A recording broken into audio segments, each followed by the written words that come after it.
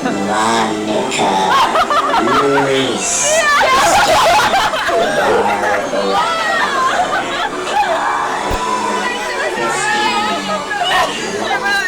Good boy. Inside the vehicle. The lamp bar will raise automatically. Welcome back. Let's take on your lap bars.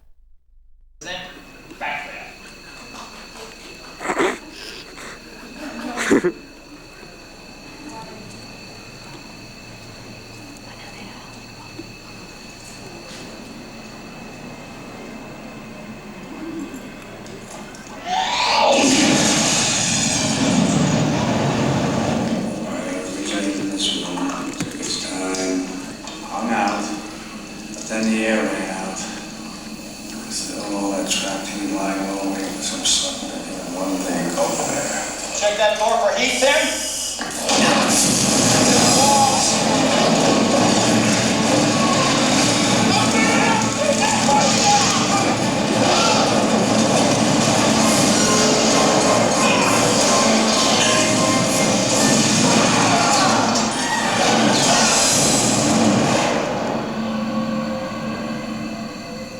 What is a backdraft? Well, the technical explanation is a fire that has burned out all the oxygen in a room, leaving only superheated gases, over 2,000 degrees, just waiting for a fresh breath of air. When the fire gets what it wants, you have a backdraft. Hi, I'm Ron Howard. And as the film's director, I guess I have a different definition. Backdraft. A tireless cast and crew working under demanding conditions to realistically portray fire and the heroism of the firefighters who battled. The screenwriter, Gregory Wyden, was a former fireman, and he made it very clear that in our movie the firefighters had to be right there, in the middle of those blazing infernos. But I knew that getting these shots would be very hazardous for the actors and the entire film crew. Every day they found themselves in the middle of flame, smoke, flying ash, and toppling scenery. With all the complicated technical elements, even the rehearsals were difficult. We rehearsed the scene first for the actors, then for the camera. Then we added the special effect. Finally, we rolled film. And action! This is how the scene looked in the theater. Hold on that ball! A lot of hard work for a very short amount of screen time. Throughout, we had to maintain realism. We went to real old warehouses in Chicago and set fire to the inside, set fire to the outside, and then we blew them up. The crew worked tirelessly to try to make the fire into a living, breathing entity, or as the firefighters sometimes call it, the beast.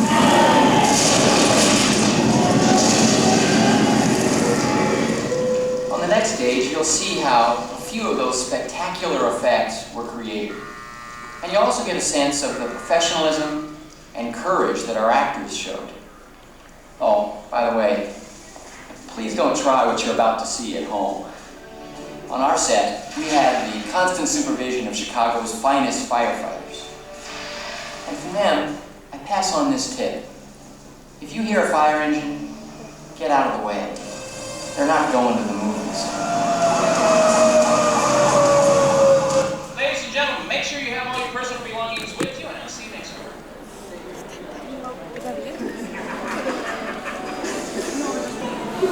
Ladies and gentlemen, as you're coming on inside, please go all the way down to the end of the railings. Help us out by filling in every available space. Once again, please go all the way down to the very end of the railing. In fact, you can use this fireman's pole as kind of a marker. Once again, please do not follow Chris's group. Gracias. Tell us a little bit more about it, ladies and gentlemen, Mr. Scott Flint.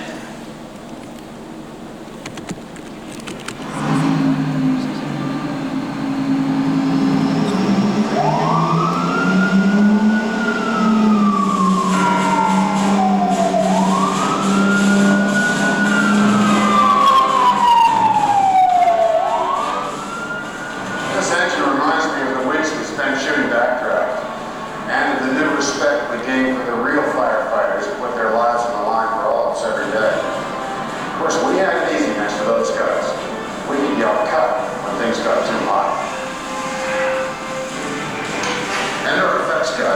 months planning and testing, learning everything they could about fire and its behavior, figuring out how to put the right kind of fire only where we wanted it and only when we wanted it. Meanwhile, another team of effects wizards were hard at work creating an intricate model for shots to intercut with our live action. In this sequence, the roof of a burning building splits right down the middle, with Billy Baldwin barely managing to stay one step ahead of the flames.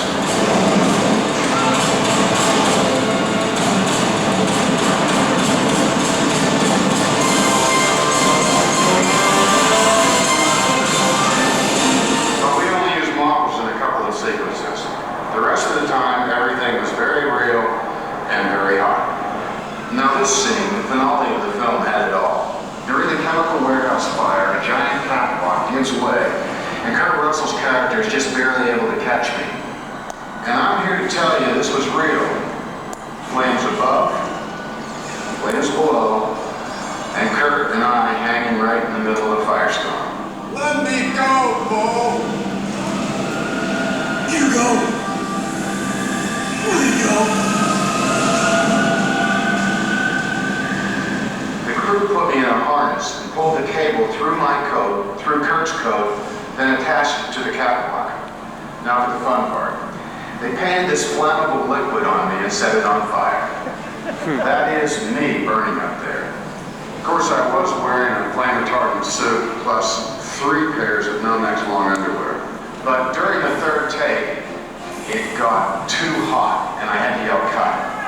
It turned out the flames had gone through to the last layer. For the end of the scene, the dummy is set on fire, and that's what you see fall. There were hundreds of other special effects created for the film. One simple one was called the Ash-O-Matic, a machine that threw burning ash over all of us. Man, I hated that thing. At the end of the production, the crew let me blow it up. You know, being here reminds me of the days we spent doing research for the film at a real Chicago fire station, going out on calls with real Chicago firefighters. In fact, for some of us, it was an experience we didn't want to see end. Well, there's nothing quite like a ride in a fire truck. Hi, I'm Kurt Russell. You know, of course, Backdraft isn't just about great fire effects. It's also about some very real American heroes. Firefighters themselves. They labor day in and day out to make our lives safer. And some of the fires they face can be absolutely incredible.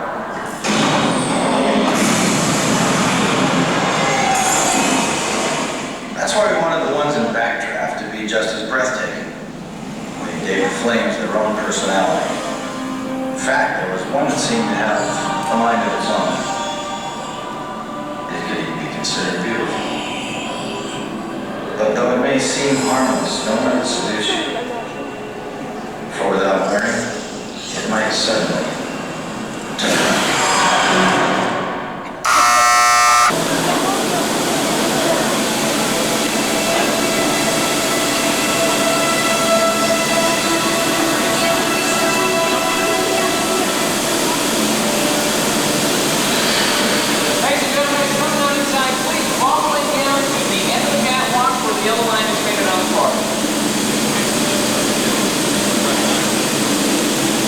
Ay, perdona.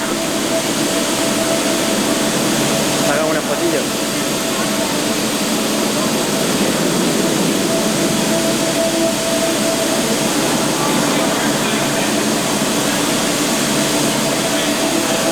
Ladies and gentlemen, imagine you're on the set of Backdraft. The director calls fire up. Flames suddenly roar all around you. You're about to play a part in the spectacular finale from the movie, The Chemical Warehouse Fire. These live fire effects may be too intense for young children. If there's anyone who would like to leave before the excitement begins, please proceed to the exit on this side of the stage where I'm standing. We also ask that there be no shoulder sitting throughout this portion of our presentation. Thank you very much. Okay, sir. Thank you very much. Out of oxygen. ¿Qué tires? Oh, it may look wild now. Mira, mira, mira. Perception. We're hiding inside of unburned natural gases. que llama. A breath of fresh air. Al loro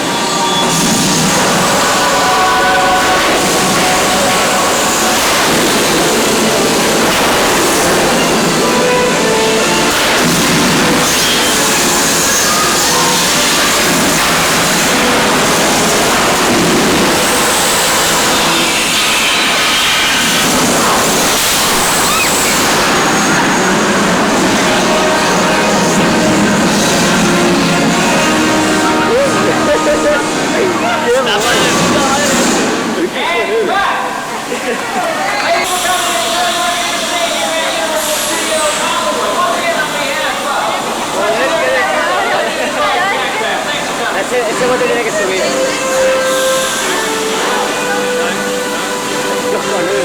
Puta madre. Joder. Down, just follow, please. Now, for your own safety, please do not walk on or over the benches. You could fall down and get hurt. Once you go into a row, just stay in that row. One's as good as any other. No matter where you sit, you'll be able to see. In fact, most of the action takes place down at this end of the set anyway, so you're not Mira los monopatines. by sitting down here. It's not an evil plot to keep you from seeing. And for those of you who are really enjoying this little seating procedure and you're wondering if you'll be able to get to do it again, yes, you will, 2 more times. We go on to our next 2 sets again. Please keep moving all the way around to the end of the seats. Prepare to get everybody in as quickly as possible. All right. Let's pick some volunteers. Right off the top, we need and rock it back and forth. Guys, great way to impress the gals. They'll be all over you after the show once they see you do this. Sir, you want to help us out? You can probably handle that right here. Yeah. Just take a seat next to Marty. Jennifer, we need you over here. Just come onto the stage. Mabel, can you sort of direct her there? Yeah, hello. All right, there we go. You built a time machine? Out of a DeLorean? Well, talk about your turbos. This car can travel through time. And Doc Brown said his DeLorean could really fly. He meant it. But getting the shots wasn't easy. In fact, we had to use 15 different kinds of cars to shoot them. We started with an actual working DeLorean that was used for many of the driving shots. In addition, we used what we call a picture car. That's any car that appears in front of a camera. This is a picture car back here. It's a hollow shell made of fiberglass. It was used in Back to the Future Part 2. It's the same car you see up on the screen. It looks real good, but you can't drive it because it doesn't have an engine. So we have to help it out, especially in the flying scenes, by using trucks, cranes, and this state-of-the-art special effect, a forklift. For shots where we couldn't use a full-size DeLorean, well, we cut to pint-sized models. Highly skilled craftsmen built scale model miniatures like this. This computer-controlled model cost $115,000, 4 times the cost of the original real DeLorean. And here's a replica of it right here. The incredibly detailed model was shot in front of a special blue screen and printed over what we call a background plate. It takes 24 frames of film, each shot 1 at a time, to create 1 second of finished effect. That's why this scene took weeks to prepare and 8 days to shoot, only for a few seconds of film. I think you'll agree, though, the right effect is worth it. Sometimes shooting a scene inside a car doesn't even require using a car. For example, for this shot, we created just a small piece of the car that the camera sees. It's called a mock-up. This is a mock-up behind me. We then place it on top of a gimbal, which is a hand-operated device used to create the illusion of motion. We just rock it back and forth. Then we can add some weather effects, lights for traffic, and you've got it. Right now we're going to recreate the scene. So we picked those 4 volunteers. So as the lights come up, they're making their way up here onto the set. Okay, gimbal volunteer, need you over here, sir. Just come around to this side. Yep, sir, right over here. You get your own mark. Just stand right there. You're a gimbal volunteer. Face the car. Jennifer, remember, this is your first time inside a flying car. So when I say action, can you kind of act scared? I mean, do whatever you want. Just scream, jump up and down, hit Marty. Action on the screen directly overhead. So watch up there, watch down here, compare the two. Can I have quiet on the set, please? Thank you. Action. Start rocking the car back and forth. There we go. Up and down. A little bit higher. There we go. We're going to fly in a background. Oh, that's good, Jennifer. We're going to fly in a background plate. On the background plate, we're going to put some footage. Make them actually flying through the air. Then we'll start our fan. We'll add some smoke to simulate fog and clouds, lights for traffic, and now we'll make it rain. Okay, volunteer, get the windshield wipers. There you go. Okay, Jennifer, scream a little bit more. I mean, you should be petrified. Your boyfriend can't even see over the steering wheel. You're just sitting in there giggling. Hey, Marty, give Jennifer a little kiss. Try to calm her down. Marty, oops. Cut and Trent. We got a look of fear on Marty's face. Give a nice round of applause, folks. Give you some idea of how the scene might have been shot. Volunteers, please take your seats back here.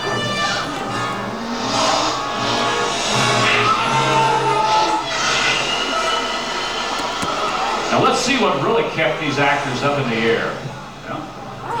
May not be advanced technology, but it works. What appears to be hover power is nothing more than horsepower supplied by a truck. Well, that's how we got the close-up shots. For the long shots, Griff and his gang and Marty were held up by sturdy wires made invisible using state-of-the-art computer graphics. This time-consuming and expensive process scans each frame of film, replacing the color of a wire with the color of the background. The clock tower is part of Courthouse Square on Universal's backlot. It was completely redone to create 4 different time periods for the Back to the Future films. You probably saw it a while ago. The pond is now gone. But here we see it, the final exciting scene from the original, Back to the Future. Much of this sequence was shot on the backlot, but many of the clock tower shots were an inside shot, filmed on a stage, something like this. Here we have complete control over the weather. We can make it thunder and lightning whenever we want.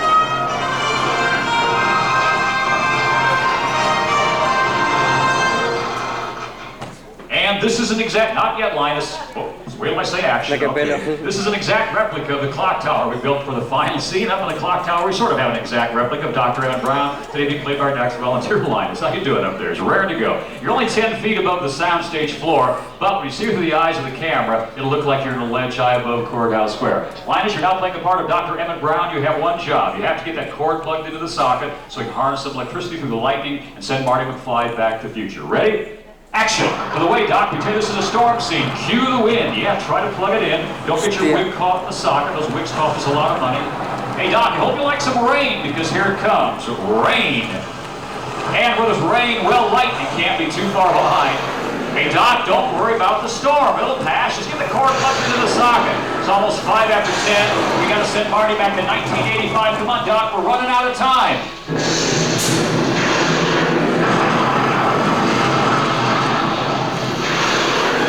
Linus. Oh, Linus.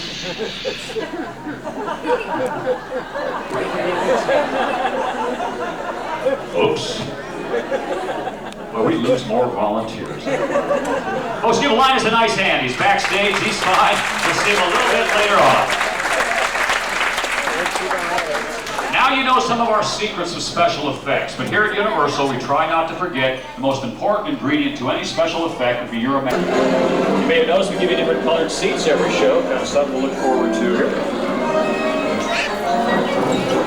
Once again, folks, look liberty. We need 2 volunteers to play that one part of the Nazi agent. 2 men or 2 women. Age range on this one anywhere from 15 to death. High back row, sort of going like this. I mean, you look very familiar. Okay, Linus, let me just check the crowd here, Linus. Okay, yes, up there. Oh, good evening, ladies and gentlemen, and welcome to Hollywood.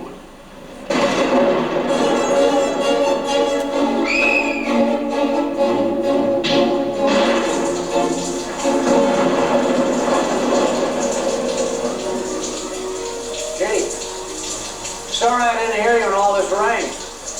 You look cold and hungry. Like to come in for a bite to eat? No, I tell you, they'll not be feeding their ugly appetites with my food or my son.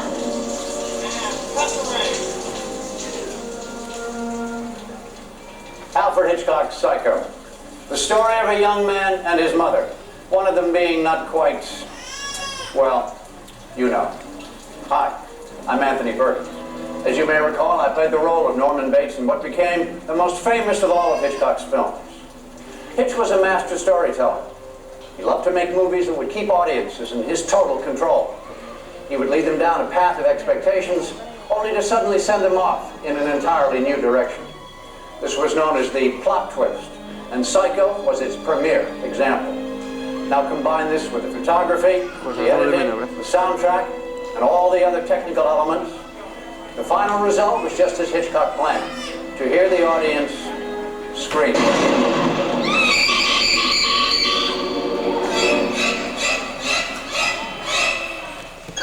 Boom. Just me, folks. Alfred Hitchcock was a genius at using camera angles to build suspense and terror. He was systematic in calculating his planning of each scene. Every shot was carefully storyboarded long before filming began.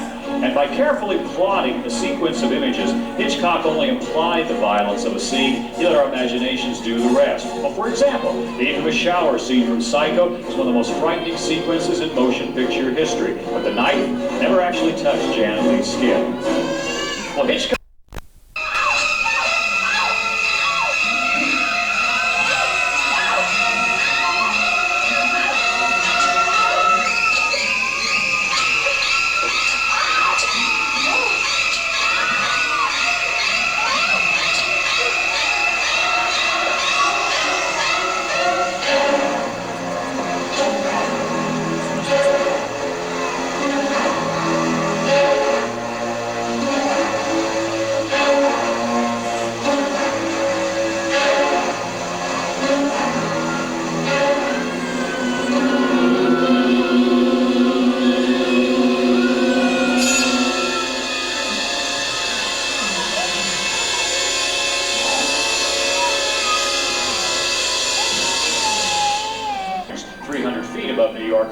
So Mr. Hitchcock used matte process photography inside a soundstage. This process is really fairly simple, like most terrific ideas, and it allows us to put our actors in any location we choose. Now in this case it was the Statue of Liberty. To demonstrate how the process works, both of our volunteers will play the part of the evil villain. We're going to film them against a special blue floor, which we can optically remove and replace with another background. Then he backed off the side of a 30-story building, so look scared, look scared, look scared. She's just weaving back and forth there, okay. A little too much to drink. Now she's Superwoman flying through space. Oh yeah, okay. And back to the Statue of Liberty, grab hold. Now, Hitchcock combined this process with an ingenious trick. He used a special traveling camera that pulled away from the actor, made it look as though the actor was actually falling. But we built a camera just like that on our stage. Now this afternoon, by combining live action shot here with actual... I'll get you sleep.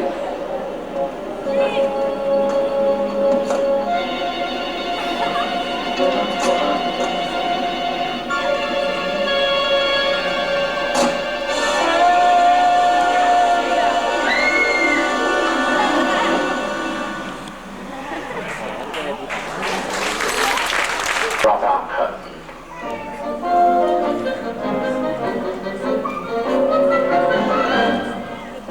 Well, thank you, Mr. Hitchcock. Folks, you've just been informed that we have a very special things with you, folks, and we'll see you on the next set. Come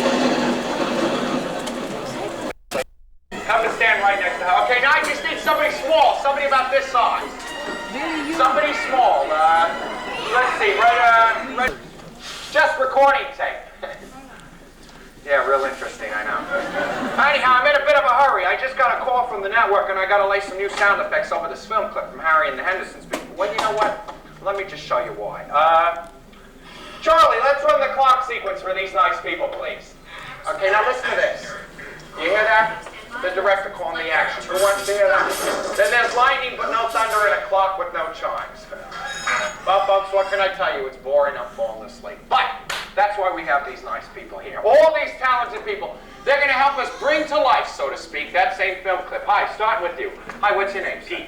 Pete, right over here, Pete. Where you from, Pete? World traveler. Just watch the screen and do whatever Harry the Bigfoot does. Now, Jorge, you see this light? You see this chalkboard? You see this rake? Okay.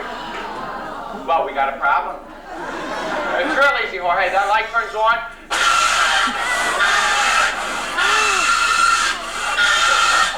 Hijo de puta. I like it. Okay. Now for Harry's huge, terrifying final roar. You gotta be big. You gotta be fierce. Ferocious. You gotta be kidding. Hi, what's your name? That's correct, right over here. How old are you, David? Are you married? No wonder you look so happy. Okay, David. 2, 3.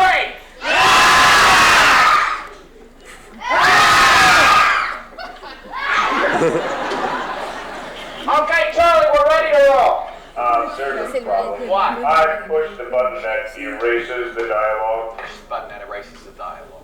Stupid grande. Okay, Jorge, forget about this. Okay, we're gonna need you to do something else. Stand over here. Jorge, we're gonna need you to do what's called ADR. That's automated dialogue replacement. Okay, now Jorge, when this light turns on over here, the words are gonna, let's make some noise.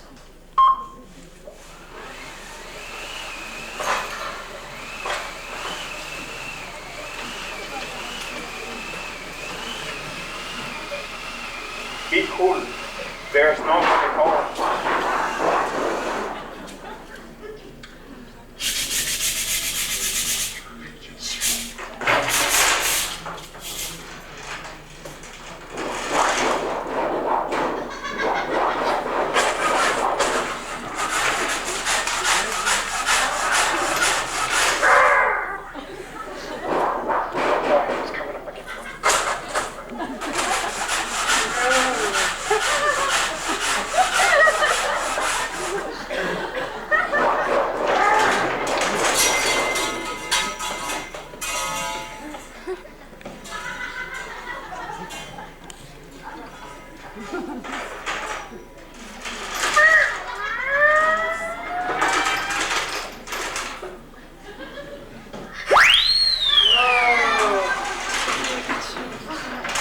That sounded more like a gas thing than a grunt. Just grab one mic.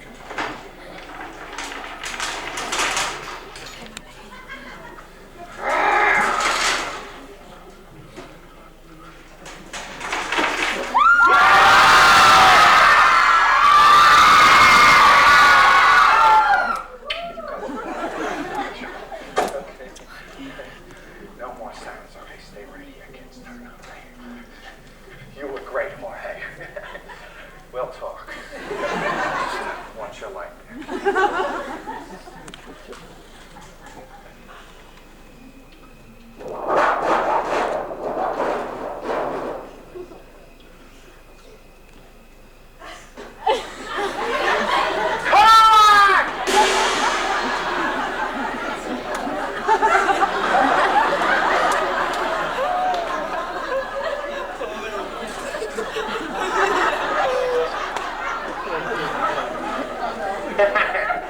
Ladies and gentlemen, Milli Vanilli.